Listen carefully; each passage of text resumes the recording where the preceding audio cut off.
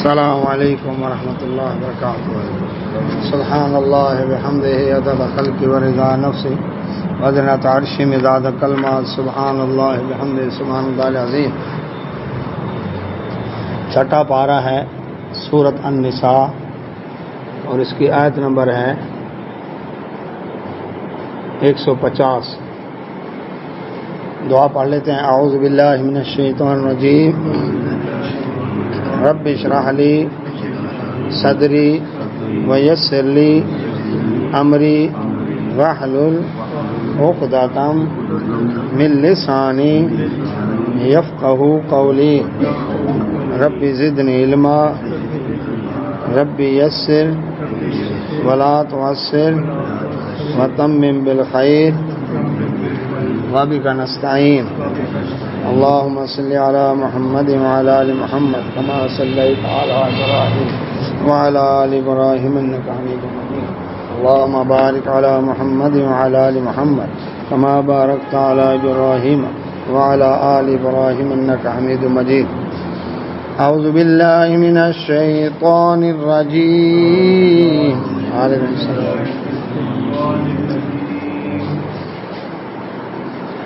إن الذين يكفرون بالله ورسله ويريدون أن يفرقوا بين الله ورسله ويقولون نؤمن ببعض ونكفر ببعض ويريدون أن يتخذوا بين ذلك سبيلا. چھٹا پارہ سورۃ نساء آیت نمبر 150. اعوذ باللہ من الشیطان الرجیم. اللہ سبحانہ و تعالی نے پچھلی آیات میں ان لوگوں کا تذکرہ کیا جو منافقین تھے, ان کی نشانیاں, ان کے کرتوت بیان کیے اللہ تعالیٰ نے. اب یہاں سے 170 نمبر آیت تک اللہ تبارک و تعالیٰ نے اہل کتاب میں سے یہود کو خطاب کیا. 150 سے 170 تک کس کو خطاب ہے؟ یہود کو. اور پھر 171 سے لے کر آخر تک سوائے آخری آیت کو چھوڑ کر پھر عیسائیوں سے خطاب ہے. یہاں اللہ تعالیٰ نے فرمایا ان بے شک الذین وہ لوگ یکفرون جو انکار کرتے ہیں باللہ اللہ و رسلی اور اس کے رسولوں کا.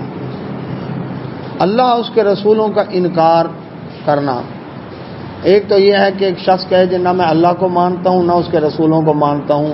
یہ تو ہے جی کمیونسٹ, دہریہ, سوشلسٹ اس کو کہیں گے. ایک شخص ہے وہ کہتا ہے جی اللہ کو مانتا ہوں اس کے رسولوں کو نہیں مانتا. ایسے بھی لوگ ہیں. اللہ کو مانتا ہوں اس کے رسولوں کو نہیں مانتا.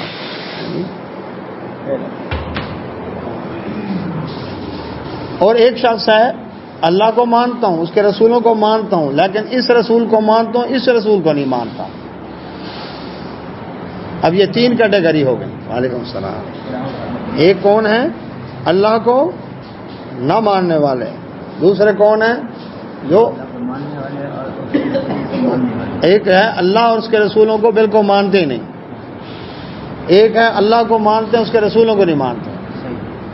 اللہ اور اس کے رسولوں کو نہ ماننے والے نشانی کیا بتائی میں نے؟ کمیونسٹ, دہریے, روس اور چائنا والے. یہ نہ اللہ کو مانتے نہ اس کے رسولوں کو مانتے ہیں, دین کو مانتے نہیں.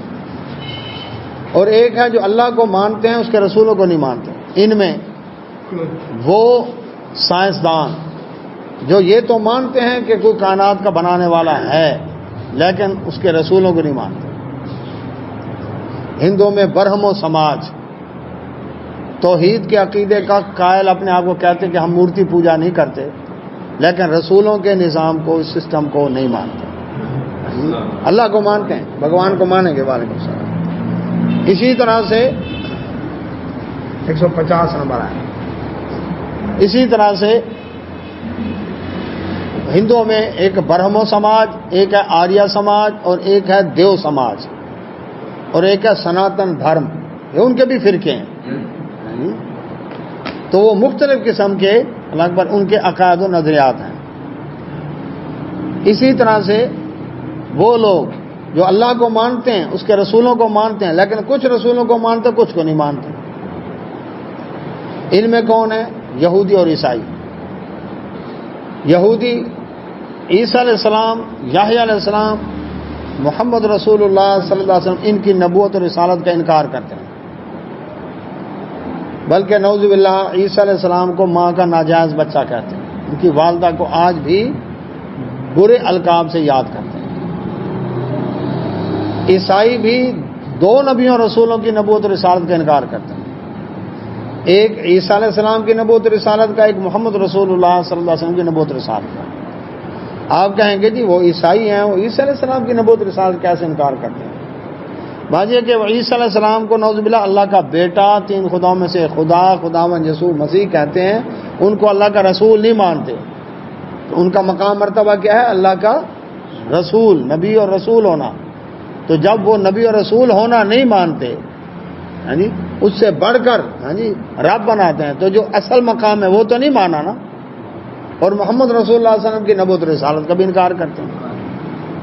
اچھا، تو اب اللہ تبارک تعالیٰ ایسے لوگوں کے بارے میں فرماتے ہیں، ان الذین، سورہ نساء 150 نمبر ہے، چھٹا پارہ، ان الذین، بے شک وہ لوگ، یکفرون، جو انکار کرتے ہیں، باللہ، اللہ کا، و رسلہ، اس کے رسولوں کا، وَيُرِيدُونَ، اور وہ چاہتے ہیں، ان یفرقوا، کہ فرق کریں، بین اللہ و رسلہ، اس کے رسولوں کے درمیان، اللہ اس کے رسولوں کے درمیان فرق کریں۔ وَيَقُولُونَ، وہ کیا فرق کرتے ہیں وہ سنیں، وہ کہتے ہیں، نُؤْمِنُ، ہم ایمان لاتے ہیں، ہم مانتے ہیں، بِبَعْضٍ، بعض کو، وَنَكْفُرُ، اور انکار کرتے ہیں، بِبَعْضٍ، بعض کا، بعض کو مانتے ہیں بعض کو نہیں مانتے، اللہ کو مانتے ہیں اس کے رسولوں کو نہیں مانتے، اللہ کو مانتے ہیں رسولوں کو مانتے ہیں، تو کچھ کو مانتے ہیں کچھ کو نہیں مانتے۔ وَيُرِيدُونَ، اور وہ چاہتے ہیں، أَن يَتَّخِذُوا، کہ بنا لیں، بَيْنَ ذَلِكَ، ان کے درمیان، سبیلہ، کو نئی راہ نکالیں۔ یہ جو چیز ہے نا کہ اللہ اس کے رسولوں کو ماننے کے باوجود کچھ رسولوں کو ماننا کچھ کو نہ ماننا، یہ تو رہا نا ایک طرف، رسول کی بھی ایک، اس بات کو ماننا اس بات کو نہیں ماننا، کہ اللہ کے رسول محمد رسول اللہ صلی اللہ علیہ وسلم کو، اب ایسے بھی لوگ پیدا ہو گئے ہیں جو اللہ کو مانتے ہیں، اس کے نبی محمد رسول اللہ صلی اللہ علیہ وسلم کو مانتے ہیں، پچھلے سارے انبیاء صلی اللہ علیہ وسلم کو مانتے ہیں، لیکن رسول اللہ صلی اللہ علیہ وسلم کی بات کے بارے میں کیا کہتے ہیں؟ نؤمن ببعض ونکفر ببعض، ہم ان کی بعض باتوں کو مانیں گے بعض کو نہیں مانیں گے۔ کیسے؟ ٹھیک ہے جی، اللہ نے قرآن میں فرمایا، نبی صلی اللہ علیہ وسلم کی حدیث ہے، بالکل صحیح ہے، لیکن میرے پیر و مرشد نے تو ایسا نہیں کہا نا، میرے امام کا تو یہ فتویٰ نہیں ہے نا، ہاں جی، ہمارے مجتہد کی تو یہ بات نہیں ہے نا، ہماری فقہ میں تو ایسا نہیں ہے نا۔ تو جو حدیث قرآن سے ٹکرائے گی ہم حدیث کو چھوڑ دیں گے۔ حدیث کس کی ہے؟ رسول اللہ صلی اللہ علیہ وسلم کی حدیث ہے۔ اب خود اندازہ لگائیں، ان میں وہ پرویزی، وہ غامدی، وہ سر سید احمد خان، وہ لوگ جو منکرین حدیث، قیامت کا انکار، جنت جہنم کا انکار، حور و قصور کا مذاق، ٹھیک ہے جی، عذاب قبر کا انکار، اللہ اکبر، یہ اس کی بنیاد یہی ہے کہ حدیث قرآن سے ٹکراتی، حدیث کو چھوڑ دیں گے۔ اور کچھ نے کہا تو حدیثوں کو مانتے ہی نہیں ہم، یہ تو لکھی بعد میں گئی ہیں، قرآن بھی تو نبی صلی اللہ علیہ وسلم لکھ کر نہیں دے گئے، وہ بھی تو بعد میں اکٹھا کیا گیا، لکھوایا ضرور رسول اللہ صلی اللہ علیہ وسلم نے صحابہ کرام سے، لیکن بکھرا ہوا تھا، کوئی صورتیں کس کے پاس، وہ کس کے پاس، کلیکشن کتابی صورت کے اندر ابو بکر صدیق رضی اللہ عنہ کے دور میں ہوئی۔ احادیث رسول اللہ صلی اللہ علیہ وسلم کی محدثین نے جمع کی، صحابہ کرام نے جمع کی، صحابہ کے بعد تابعین تبع تابعین نے جمع کی، تو اس کی سند دیکھی گئی، ایک ایک چیز کو پرکھا گیا، تب جا کر ان احادیث کو اکٹھا کیا گیا اور امت تک پہنچایا گیا.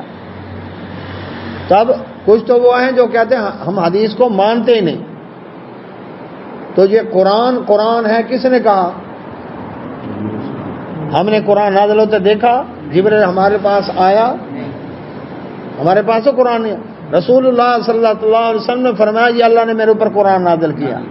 ایسا نبی صلی اللہ علیہ وسلم کی زبان نبوت سے نکلی بات کو حدیث کہتے ہیں نا. تو جو کہتا ہے جی قرآن کو مانتا حدیث کو نہیں مانتا وہ قرآن کو بھی نہیں مانتا کہ قرآن بھی تو حدیث ہے. تبھی یہ حدیث بات میں نے اس حدیث کے بعد کس پر ایمان لاؤ گے؟ تو جب صحیح سند سے ثابت ہو گئی. اب ایک تو وہ ہیں جو احادیث کا کلم انکار کرتے ہیں، اس دن وضاحت کی تھی، اور کچھ وہ ہیں جو نہیں مانتے ہیں لیکن جو حدیث قرآن سے ٹکرائے گی اس کو چھوڑ دیں گے، جو ہمارے امام کے قول سے ٹکرائے گی اس کو چھوڑ دیں گے، ہمارا دل نہیں مانتا اس کو چھوڑ دیں گے. تو اللہ تعالیٰ نے ان سب کے بارے میں کیا فرمایا؟ بے شک وہ لوگ جنہوں نے انکار کیا اللہ کا اور اس کے رسولوں کا، اور وہ چاہتے ہیں کہ اللہ اور اس کے رسولوں کے درمیان فرق کریں. وَيَقُولُونَ کہتے ہیں نُؤْمِنُ بِبَعْضٍ ہم بعض کو مانتے ہیں، وَنَكْفُرُ بِبَعْضٍ بعض کو نہیں مانتے، وَيُرِيدُونَ اور وہ چاہتے ہیں أَن يَتَّخِذُوا کہ بنا لیں بین ذَلِكَ سبیلا اس کے درمیان کی کوئی راہ. ایک آیا تھا مغل بادشاہ اکبر، اس نے ہندوازم اور اسلام کو مکس کر کے دین اکبری تیار کیا. جب وہ نکلتا تھا تو اس کو امام ضامن بھی باندھا جاتا تھا اور ماتھے پر تلک بھی لگایا جاتا تھا، مانگ میں سندور بھی رکھا جاتا تھا. بیوی اس کی مہارانی جودھا بھائی ہندو تھی، تو ہندو عورت سے نکاح بھی کیا ہوا اس نے. اسی کا بیٹا تھا جہانگیر، شیخو جسے کہتے ہیں. تو یہ کیا تھا؟ شہزادہ سلیم. تو یہ کیا تھا؟ یہ اس نے نیا دین، اس وقت مجدد الفسانی کھڑے ہوئے، انہوں نے کہا نہیں مانتے ہم تیرے دین کو. ہمارے دور میں پرویز مشرف نے نیا دین گھڑا، ماڈرن اسلام، میڈیا پر غامدی جیسے لوگوں کو لے کر آیا. قرآن میں کہیں نہیں لکھا ہوا شراب حرام ہے، اور موسیقی تو روح کی غذا ہے. جو داؤد علیہ السلام نہیں گانا گاتے تھے، استغفر اللہ، وہ تو اور زبور کی تلاوت کرتے تھے، وہ کہتے وہ گانا گاتے تھے. اور پردہ تو بس صرف قرآن نے کہا ہے عورت سینہ چھپا لے اپنا، بس باقی کوئی ضرورت نہیں. اب ہم جنس پرستی وہ تو فطری چیز ہے. اب باقی رہ گیا دین. سود کے بغیر گزارا نہیں، ریشم کہیں نہیں حرام لکھا ہوا، پہن سکتے ہو جی، سود جائز ہے. تو ایسے لوگوں کو میڈیا پر لایا گیا پرویز مشرف کے دور میں، اور انہوں نے آ کر اکبر میڈیا کے اوپر باتیں کی لوگوں کو بھٹکانے کے لیے، گمراہ کرنے کے لیے. تو ایسے ماڈرن دین، ماڈرن داڑیاں، ماڈرن روزے، ماڈرن پردے، ماڈرن اکبر نمازیں، ماڈرن سارا کچھ ماڈرن. تو اب کتنے کیٹیگری بن گئی؟ اللہ کو اس کے رسولوں کو نہ ماننے والے، اللہ اس کے رسولوں کو مانتے ہیں لیکن رسولوں میں سے اس کو مانیں گے اس کو نہیں مانیں گے. اچھا مانتے ساروں کو ہیں لیکن رسول کی اس بات کو مانیں گے اس کو نہیں مانیں گے. ٹھیک ہے نا؟ اچھا اور پھر رسول کی بات، رسول نے تو پیغام پہنچا دیا، بس ختم، وہ تو قاصد تھے، اور اس کے بعد تو اب ضرورت ہی نہیں. اب ہم بالغ ہو گئے، اب ہم خود ہی اپنا زندگی کا ضابطہ اور آئین مرتب کریں گے. اور اس کے بعد کیا ہے؟ اس کے بعد یہ ہے کہ یہ حدیث قرآن سے ٹکراتی ہے، لہذا اس حدیث کو چھوڑ دو. اس کی دلیل دیتا ہوں. امام کو وجہ سورہ فاتحہ کیوں نہیں پڑھتے جی؟ جی قرآن میں اللہ نے لکھا وَإِذَا قُرِئَ الْقُرْآنُ فَاسْتَمِعُوا لَهُ وَأَنصِتُوا، جب قرآن پڑھا جائے سنو تو چپ رہو، لہذا اس وجہ سے ہم نہیں پڑھتے. اب یہ اس کے لیے فارمولہ کون سا ہے بھائی؟ حدیث صحیح ہے، نماز حنفی میں لکھا ہوا ہے کہ سورہ فاتحہ پڑھنا واجب ہے، لیکن اس واجب کو چھوڑ دیا اس آیت کی وجہ سے.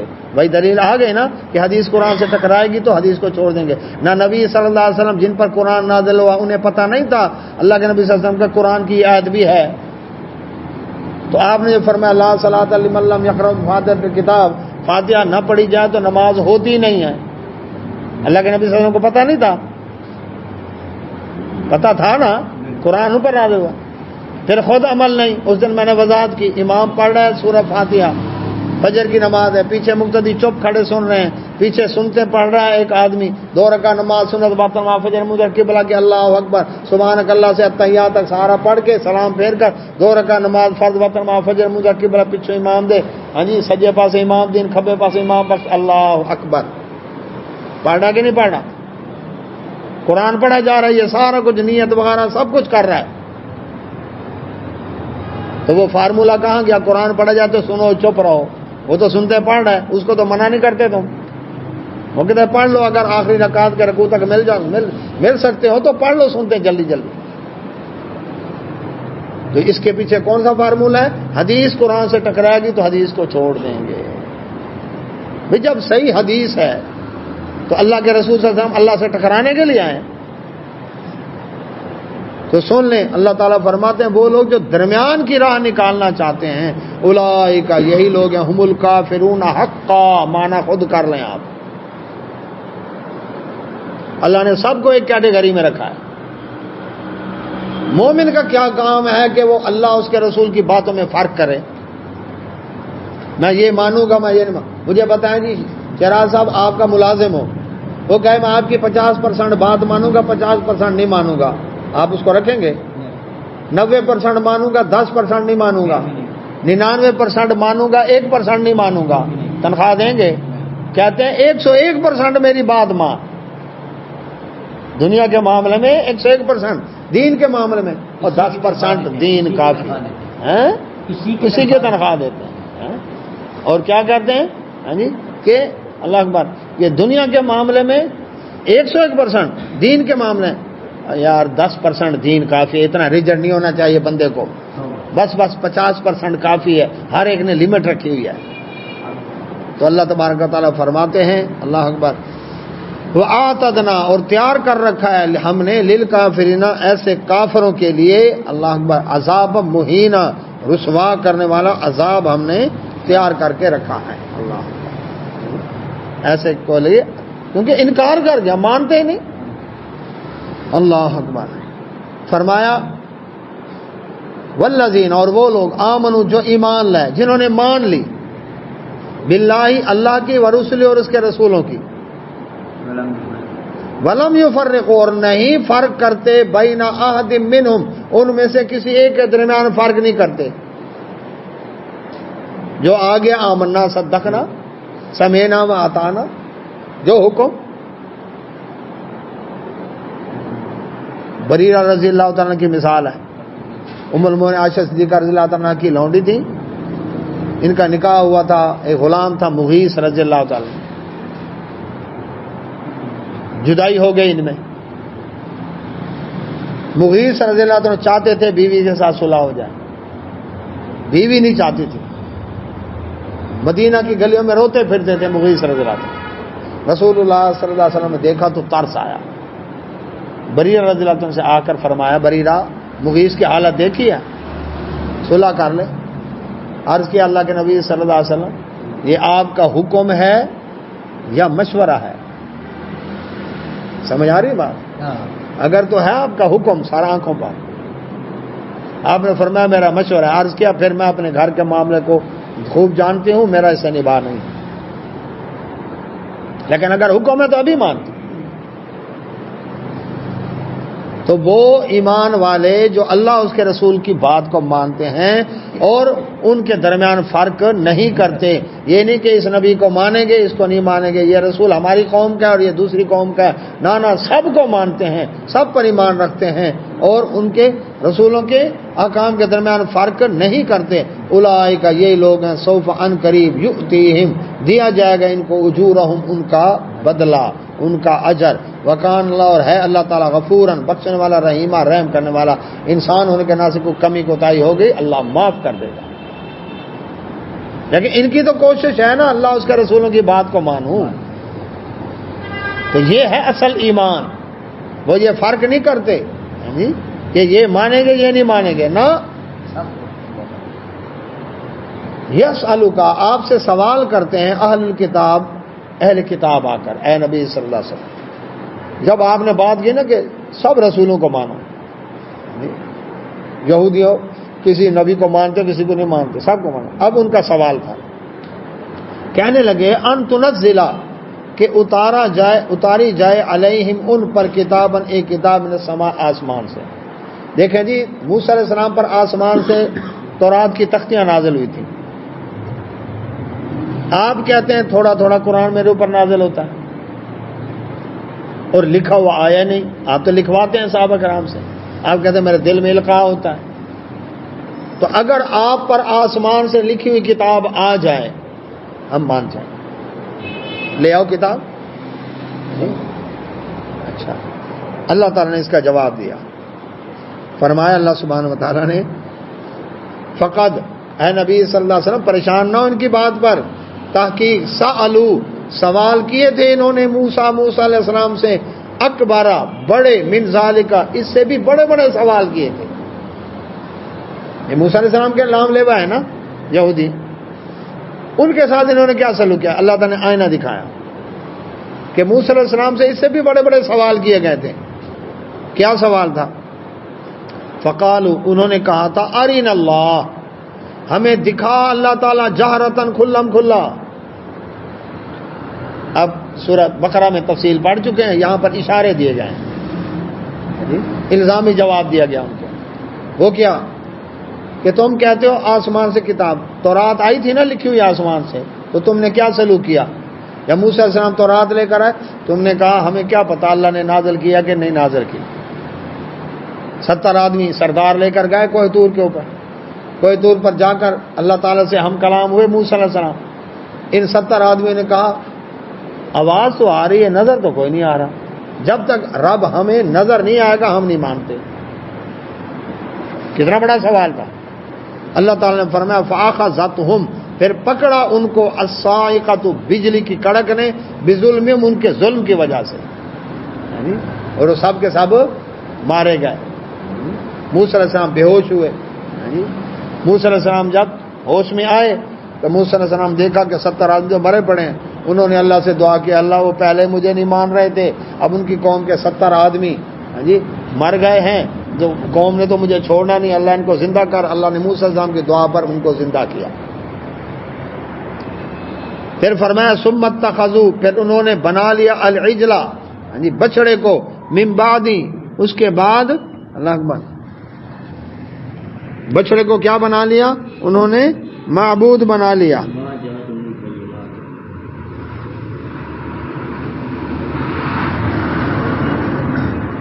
ثم اتخذوا العجلہ پھر انہوں نے بچڑے کو معبود بنا لیا، من بعد بعد اس کے، ما جاءتہم کہ جب آ گئی ان کے پاس البینات واضح دلائل، واضح دلائل آ چکے تھے ان کے پاس۔ وہ کیا دلائل تھے؟ واضح دلائل یہ تھے کہ اللہ تبارک و تعالیٰ نے ایک تو موسیٰ علیہ السلام کو فرعون کے قتل سے بچایا، فرعون قتل کرنے لگا تھا نا ان کو، یہ بنی اسرائیل کے لیے ایک نشانی تھی نا، جس بچے کی خاطر فرعون نے ہزاروں بچے قتل کرا، اللہ نے وہ بچہ فرعون کی گود میں پالا، یہ کتنی بڑی نشانی ہے۔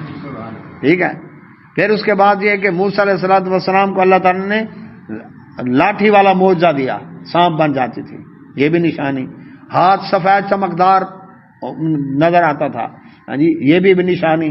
پھر 7 اور نشانیاں، وہ جوؤں کا پڑنا، وہ پانی کا خون بننا، وہ قحط پڑنا، وہ اللہ اکبر گوداموں میں پڑی گندم میں سسری پڑ جانا، مینڈکوں کا عذاب، یہ سارے 9 نشانیاں فرعون کو دکھائی تھی، بنی اسرائیل بھی تو دیکھ رہے تھے نا۔ پھر جادوگروں کے ساتھ مقابلہ، پھر جادوگروں کا کلمہ پڑھ لینا، پھر موسیٰ علیہ السلام اللہ اکبر کی بات کو انہوں نے تسلیم کر لینا، یہ کتنا بڑا معجزہ تھا، یہ نشانیاں نہیں تھیں۔ پھر واضح نشانی کیا آئی کہ فرعون نے پیچھا کیا، اللہ نے سمندر 2 حصے کر دیا، اسی قوم کے لیے ہوا نا۔ پھر اللہ نے ان کو صحیح سلامت امن امان کراس کرا دیا، فرعون کو ان کی آنکھوں کے سامنے ڈوبکیاں دے کر غرق کر دیا۔ پھر من و سلوہ اتر رہا ہے ان کے اوپر، اللہ اکبر، یہ لاکھوں آدمیوں کے لیے۔ پھر پانی کے چشمے اللہ نے پیدا کر دیے، پھر دن کے وقت دھوپ میں اللہ نے بادل کی ڈیوٹی لگا دی جو ان کے اوپر سایہ کر کے چلتا تھا، یہ تھوڑی نشانی ہے۔ اس کا رزلٹ کیا کیا انہوں نے؟ رزلٹ یہ دیا کہ موسیٰ علیہ السلام کوہ طور پر تورات لینے گئے، پیچھے قوم کے کچھ لوگ بچڑا پوجنے لگ گئے۔ تو فرمایا واضح نشانیاں آ گئی تھیں اور اس کے بعد انہوں نے یہ کام کیا، فعفونا، لیکن پھر ہم نے معاف کر دیا، عن ذالک، ان کو یہ جرم بھی۔ وہ کیسے معاف ہوا کہ قتل کرو اپنے آپ کو، پھر تمہیں معافی ملے گی، توبہ ملے گی، کیونکہ تم جرم کر چکے ہو۔ تو اللہ تبارک و تعالیٰ نے فرمایا دیکھو اللہ اکبر کتنی واضح نشانیاں آئیں ان کے پاس، اور اس کے باوجود انہوں نے کیا کیا؟ اللہ اکبر، اللہ سبحانہ و تعالیٰ کے حکموں کی نافرمانی کی۔ یعنی کس منہ سے تم نام لیتے ہو لکھی ہوئی تورات آئے، لکھی ہوئی قرآن آئے ہمارے پاس، جب تورات لکھی ہوئی تھی اس کے ساتھ کیا سلوک کیا تم نے؟ موسیٰ علیہ السلام کے ساتھ کیا سلوک کیا؟ فرمایا وآتینا، اور ہم نے دین موسیٰ علیہ السلام کو سلطان مبینہ، بڑے واضح قوت عطا کی، کہ فرعون ان کو دھمکیاں دیتا رہا لیکن فرعون نقصان نہیں پہنچا سکا، پورا لشکر پوری فوج سمیت 2 آدمیوں کا نقصان نہ کر سکا، دھمکیاں دی مجھے چھوڑ دو میں قتل کرتا ہوں، میں جیل میں ڈالتا ہوں، یہ کرتا ہوں وہ کرتا ہوں، لیکن نقصان یہ تھوڑی نشانی تھی، تھوڑا روب دب دو۔ بھرے دربار کے اندر 2 آدمی اس قوم کے جس قوم کو وہ گھٹیا سمجھتا تھا بھرے دربار میں پہنچ جائیں، ناکے پر کسی کو روکنے کی ضرورت ہی نہ ہو۔ آپ یہاں کسی افسر کے دفتر میں جا سکتے ہیں ایسے؟ آئی جی صاحب کے دفتر کے اندر ایسے گھس کر دکھائے، کتنے ناکے، کتنے آگے اللہ اکبر بیرر لگے ہوئے ہوں گے، کتنے کمانڈو دستے کھڑے ہوں گے۔ تو فرعون اس کے بھرے دربار میں پہنچ گیا، یہ واضح اللہ نے قوت عطا کی۔ پھر ورفعنا، اور ہم نے بلند کیا، فوقہم، ان کے اوپر، الطور، کوہ طور کو، بمیثاقہم، اللہ اکبر، ان سے وعدہ لینے کے لیے۔ اچھا، اب تورات کتاب کو نہیں مان رہے تھے، اللہ سبحانہ و تعالیٰ کوہ طور کو وَإِذْ نَتَقْنَا الْجَبَلَ، یعنی کہ پہاڑ کو اکھاڑ کر ان کے اوپر کر دیا۔ ہاں مانتے ہو زمین کا گرے پڑے تھے، اوپر دیکھ رہے تھے پہاڑ کہیں ہمارے اوپر گر تو نہیں رہا، زبان سے کہہ رہے تھے سمینا، لیکن دل میں تھا سینا، کریں گے اپنی مرضی، یعنی ڈنڈے کے طور پر ہمارا نا تورات تو لکھی ہوئی آئی تھی، پھر کیوں اللہ کو کوہ طور تمہارے اوپر اٹھانا پڑا وعدہ لینے کے لیے؟ وقلنا، اور ہم نے کہا لہم ان کو، ادخلوا الباب، داخل ہو جاؤ دروازے میں، سجدن، سجدہ کرتے ہوئے۔ ہاں جی، یہ علاقہ آیا ہے، اس علاقے میں جاؤ تو سجدہ کرتے ہوئے جاؤ، اور یہ کیا، یہ اکڑتے ہوئے گئے۔ حکم تھا حتتن کا ہو، انہوں نے کہا ہنتتن، گندم چاہیے۔ حتتن کا معنی تھا مغفرت چاہیے۔ یہ مختصراً اللہ تعالیٰ پچھلا آئینہ دکھا رہے ہیں ان کو، یہ دیکھو تم نے کیا کیا تھا، ایک شہر آ گیا تھا، حکم تھا کہ تم نے اس میں داخل ہونا، سجدہ، اللہ کا شکر ادا کرو، اللہ نے فتح عطا کیا، وہ اکڑتے ہوئے گئے۔ تو اللہ سبحانہ و تعالیٰ فرماتے ہیں وقلنا، اور ہم نے کہا لہم ان کو، لا تعدو، نہ زیادتی کرو، فی السبت، سبت کے بارے میں۔ یعنی سبت کیا تھا؟ ہفتے والا دن، یوم السبت، تم نے کوئی کام کہا دنیا کا نہیں کرنا، کوئی کاروبار نہیں کرنا، تم نے کیا کرنا ہے؟ اللہ کی عبادت کرنی ہے، دین کی دعوت دینی، بس یہ تمہارا دنیاوی کاروبار کے چھٹی کا دن۔ اب پہلے اس پر عمل کرتے رہے لیکن ہرس آ گیا، پیغمبر آیا سمجھانے کے لیے، ہفتے والے دن مچھلیوں کا شکار کرنے لگ گئے ہو، باقی دن بھی، ہفتے والا دن بھی، باز آ جاؤ، نہ باز آئے اللہ نے آزمائش بھیج دی۔ وہ آزمائش کیا ہے؟ سورہ بقرہ میں بھی، سورہ اعراف میں بھی موجود ہے۔ 6 دن جال ڈال کر بیٹھے رہتے، مچھلی نہیں ہے۔ 7ویں دن، ہفتے والے دن منع کیا گیا تھا، ہفتے والے دن مچھلی اچھل کے آئی۔ کیا مطلب؟ جب رب کی نافرمانی کرے تو اللہ حلال کے دروازے بند کر دیتا ہے، حرام کے کھول دیتا ہے۔ ٹھیک ہے، ایسے جا رہے ہیں، ایسے جا رہے ہیں، اور یہ بڑا خطرناک موقع ہوتا ہے اس وقت جب حلال کی راہیں بند ہو جائیں اور حرام کے کھل جائیں نا، تو اس کا مطلب ہے جھٹکا لگنے والا ہے۔ ہاں جی، یہ خوشی کی بات نہیں ہے، جھٹکا لگنے والا ہے۔ اور ایسے ہی ہوا، قوم کے ہو گئے 3 گروپ۔ اب انہوں نے کہا ہفتے والے دن مچھلی ہے اور باقی دنوں میں مچھلی نظر نہیں آتی، گئے اپنی قوم کے مفتی اور مجتہدوں کے پاس، ان کو ایسا طریقہ بتاؤ کہ ہفتے والے دن کا قانون بھی نہ ٹوٹے، مچھلی بھی قابو آ جائے۔ انہوں نے کہا گالی کوئی نہیں، پیسے مکو ساڑھے نال بس، فتوا لو ابھی۔ ہاں جی بتاؤ، ہفتے والے دن مچھلی آتی ہے نا، سمندر کا جو کنارہ ہے نا وہاں سے ایک چھوٹی نہر نکالو، کالا بناؤ، آگے بڑا حوض تالاب بنا دو، ہفتے والے دن مچھلی اس کھالے کے ذریعے سے تالاب میں آ جائے گی۔ تم نے ہفتے والے دن کیا کرنا ہے، جہاں سے کھالا شروع ہوتا ہے نا وہاں پر جا کر سمندر کی جگہ والی سائڈ پر تم نے جال ڈال دینا، تاکہ جو مچھلی تالاب کے اندر آئی ہے نا یہ واپس سمندر میں نہ جا سکے۔ جال جو ہوگا آگے اتوار کو جا کے پکڑ لو۔ واہ بھائی واہ، کمال کا اجتہاد کیا جی، بڑی فقہ ہے آپ کی، کیا تفقہ فی الدین کیا، سانپ بھی مر جائے لاٹھی نہ ٹوٹے۔ اب 3 گروپ ہو گئے قوم میں، ایک جرم کرنے والا، دوسرا جرم سے روکنے والا۔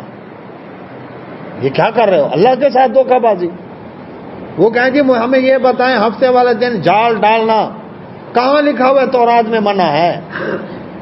آج بھی کہتا ہے نا تازے نکالنا کہاں لکھا ہوا منع ہے، ماتم کرنا کہاں لکھا ہوا منع ہے، میلاد منانا، جلوس نکالنا، بھنگڑے ڈالنا کہاں لکھا ہوا منع ہے۔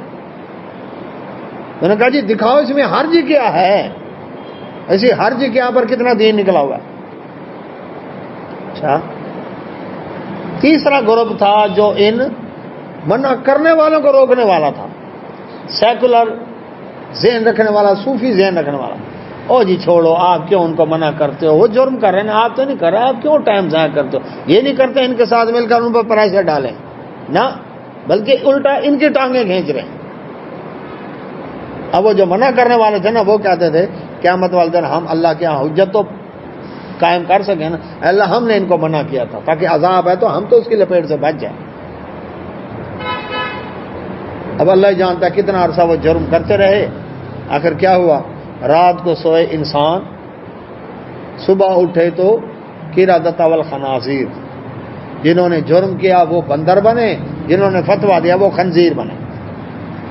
اور اللہ تعالیٰ فرماتا ہے میں نے بچایا ان کو جو منع کرنے والے تھے، وہ جو منع کرنے والے کو روکنے والے تھے وہ بھی رگڑے گئے۔ اور چھوڑو جو جہاں لگا ہوا ٹھیک لگا، وہ بھی ٹھیک وہ بھی ٹھیک، یہ بھی رگڑے گئے۔ منع کرنے والوں کو اللہ نے بچایا۔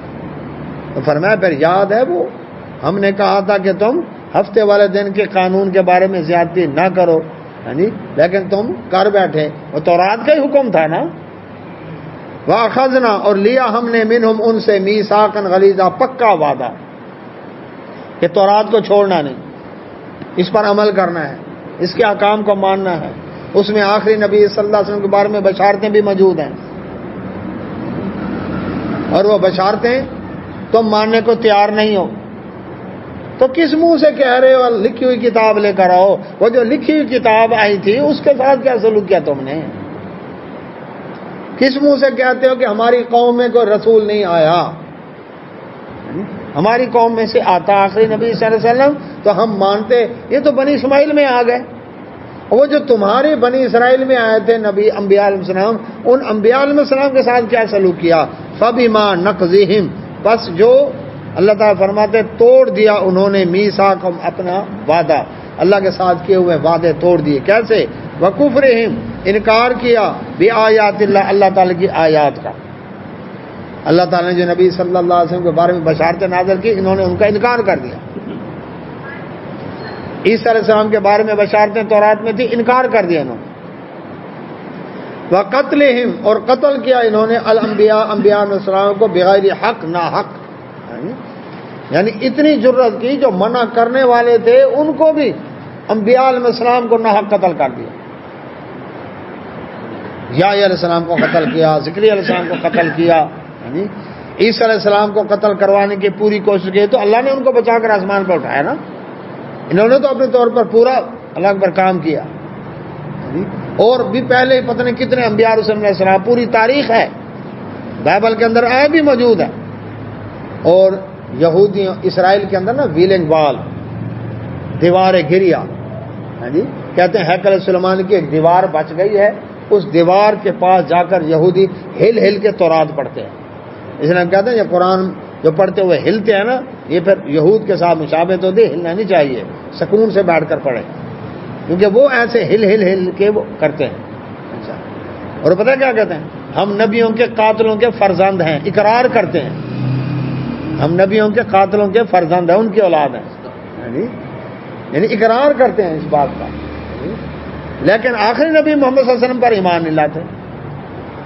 تو اللہ تعالیٰ فرماتے ہیں انہوں نے کیا کیا؟ انبیاء علیہ السلام کو ناحق قتل کیا. اب جو قوم اصلاح کرنے والوں کو پسند نہ کرے پھر کیا حشر ہوگا اس قوم کا. اس دن بھی وضاحت کی تھی، نیکی اوپر ہے، برائی دبی ہوئی ہے. لوگ چھپ کر برائی کرتے ہیں، پھر بھی کچھ خیر ہے، چلو نیکی والے ان کو سمجھاتے رہیں گے. برائی دبی ہوئی تو ہے نا، چھپی ہوئی تو ہے نا. دعوت کا کام چلتا، امر بالمعروف نہی عن المنکر چلتا رہے گا، برائی سے روکتے رہیں گے، نیکی کا حکم دیتے رہیں گے.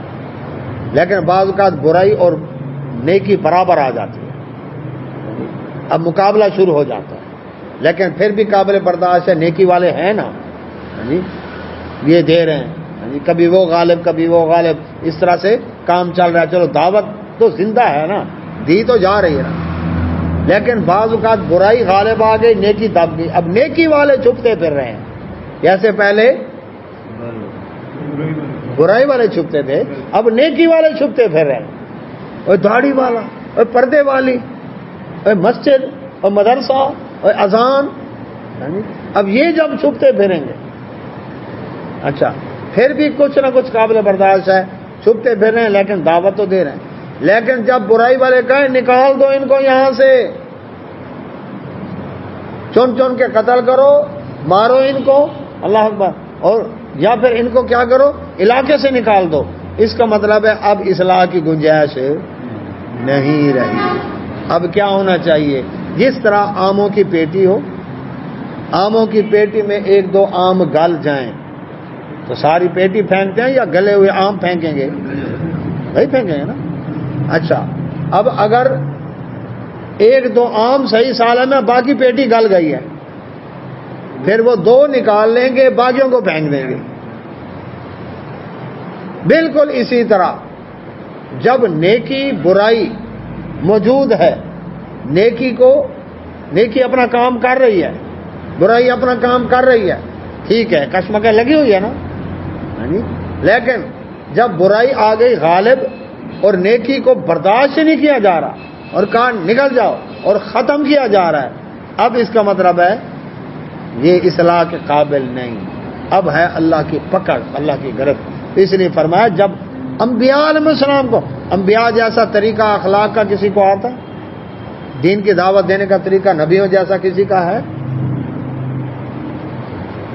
یعنی کوئی کہے کہ جی شاید انہوں نے دعوت میں کوئی کمی کی ہو، ان کے اخلاق میں کوئی فرق آیا ہو، کوئی تربیت کے نظام میں کوئی فرق آیا ہو، انہوں نے بات کو ایسی کر دی ہو جو لوگ نہ مانتے ہوں، یہ ہو سکتا ہے؟ نبی تو ہوتا ہی چنا ہوا ہے. تو جب انبیاء علیہ السلام سے نہیں ٹلے، انبیاء کے وارث علماء سے ٹلیں گے.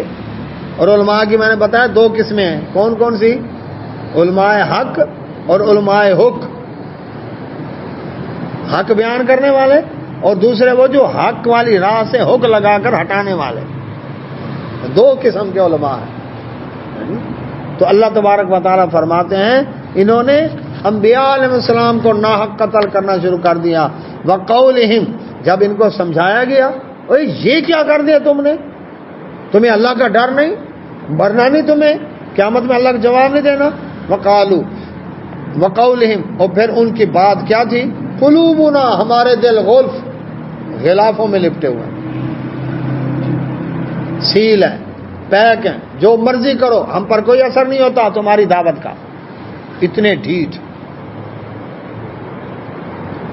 اب کیا ہونا چاہیے؟ بولے کھلیاں کا کال ہے نا.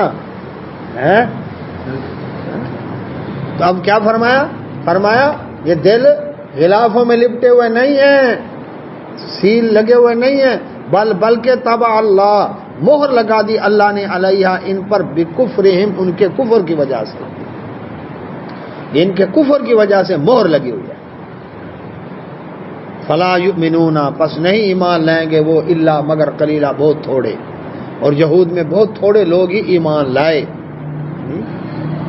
تو اب یہ بات کہ لکھی ہوئی کتاب آئے تو کتاب کے ساتھ کیا سلوک کیا؟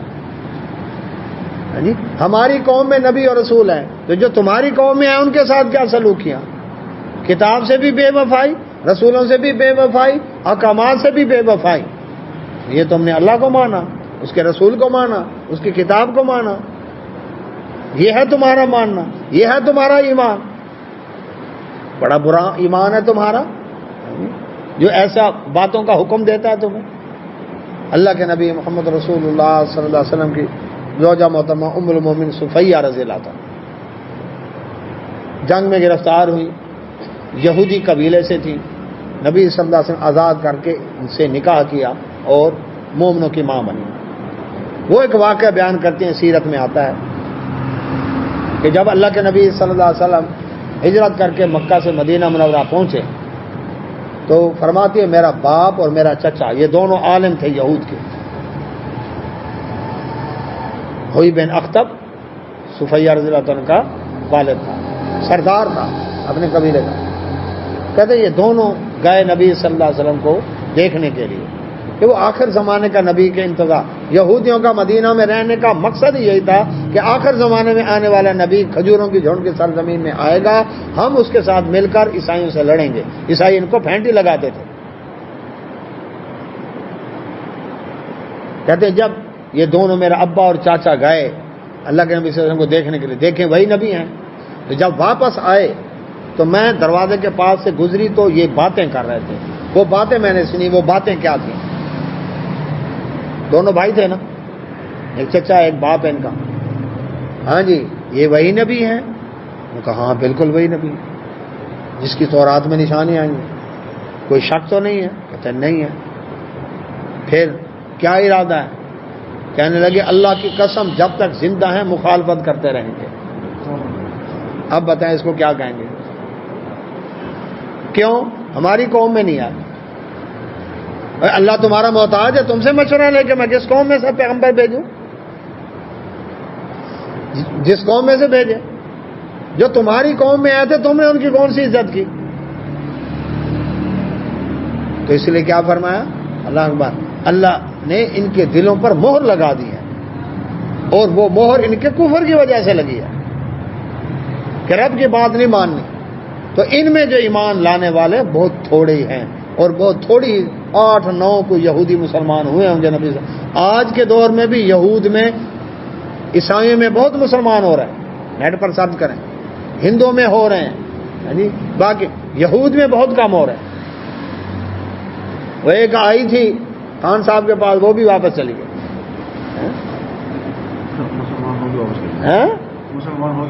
ٹھیک ہے وہ واپس چلی گئی، واللہ عالم اللہ ہی جانتا ہے۔ تو اب کیا ہے؟ تو اب کیا ہے؟ اللہ سبحانہ و تعالیٰ یہ قرآن دیکھ لیں، یہ بھی قرآن کی صداقت کی دلیل ہے۔ یہود میں فلا یؤمنون الا قلیلا، 1444 سال پہلے بتایا، آج تک دیکھ لیں قرآن سچا ہے کہ نہیں، کہ بہت تھوڑے ہوں گے ان میں ایمان لانے والے۔ آج تک یہ چیلنج موجود ہے کہ ان میں ایمان لانے والے بہت تھوڑے ہیں۔ اللہ سے دعا اللہ سمجھنے میں توفیق عطا فرمائے۔ وآخر دعوانا الحمدللہ، سبحانک اللہم و بحمدک، اشہد ان